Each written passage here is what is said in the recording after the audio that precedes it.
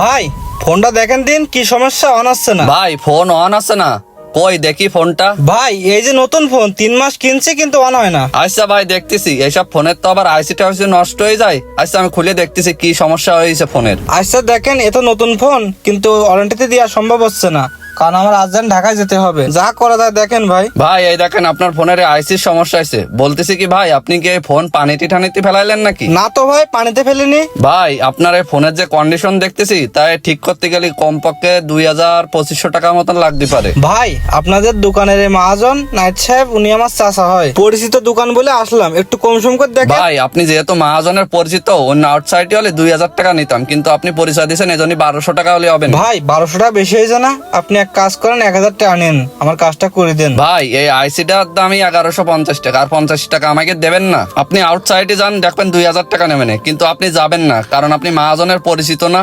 টাকা তো কোনো বিষয় না ভাই, আগে আমার কাজটা করে দেন, ভালোভাবে করে দেন, যাতে পরবর্তীতে কোনো সমস্যা না হয়। ভাই আপনি কোনো চিন্তা করেন না, এই কাজ একদিন হাত দিলে আর কোনোদিন হাত দেওয়া লাগবে না। এই সার্ভিসিং কাজের অভিজ্ঞতা কিরকম জানেন? 5 বছর খুলনায় কাজ করে আসি, খুলনায় কাজ করে আসে বাইরে এই জায়গায় এই সার্ভিসিং এর কাজ করা শুরু করি। আচ্ছা ভাই, অত বকাবকি না করে আপনি কাজটা করেন তাড়াতাড়ি।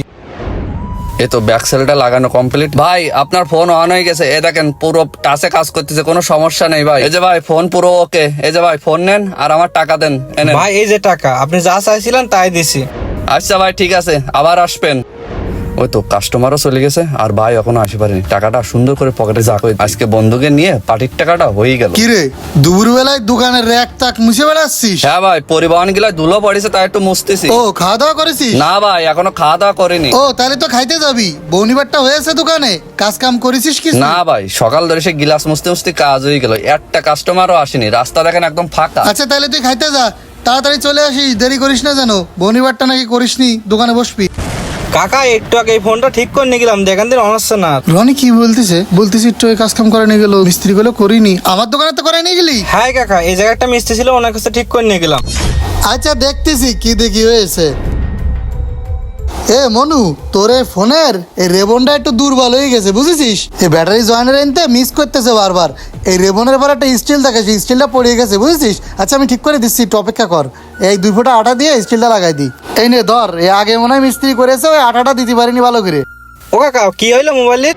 আর এটা কি করলাম এতক্ষণ, ওই ব্যাটারি কানেক্টর স্টিল পড়ে গেছে, ওই মিস্ত্রি মনে হয় সেটিং করতে পারিনি ভালো করে। আমি আটা দিয়ে লাগাই দিছি, আর অসুবিধা নেই, চালাই গে যা। ও কাকা, এই কাজের জন্য 1200 টাকা নিলে? মানে কি বলতেছিস তুই? 1200 টাকা নেছে? বয় দেখতেছি। আজকে হোটেলের খাওয়াটা সেই এ বাক্কার, সত্যি করে বল, কোনো কাজ করেছিস? না ভাই, আমি কোনো কাজই করিনি। করলে কি আপনার সাথে মিশে কথা কই? তাই না? এ রনি, একটু ফোনটা নিয়ে আয় দিন। হ্যাঁ